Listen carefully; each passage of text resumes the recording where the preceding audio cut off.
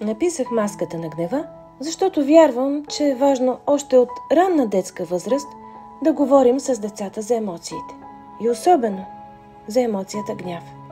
В детската история Маската на гнева, която е шестата поред история в поредицата Готови за живота, петокласникът Мирослав и шестокласникът Александър имат спор вече срок и половина, който накрая прераства дори в физическа саморазправа.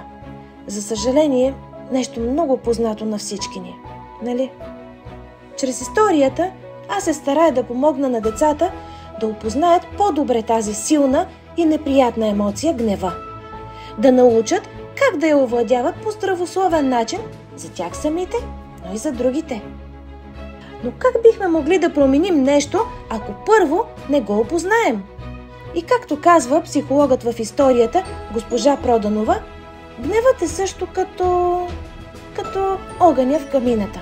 Той може да ни помогне да се стоплим, когато имаме нужда, но може и да изгори къщата ни и да нанесе непоправими щети, ако не внимаваме.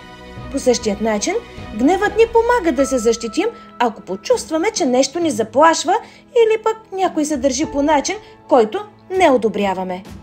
Но ако не съумеем да го овладеем, той също като огъня може да нарани някого. И най-вече нас самите. Защото, когато сме гневни, ние също страдаме.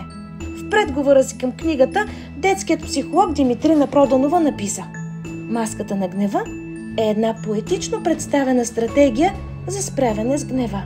Тази история ще докосне всеки и ще се умее да му вдъхне надежда, че както е казал Дизраели, най-тъмно е преди разсъмване.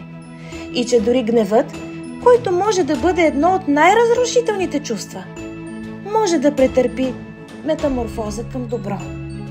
Приятно четене!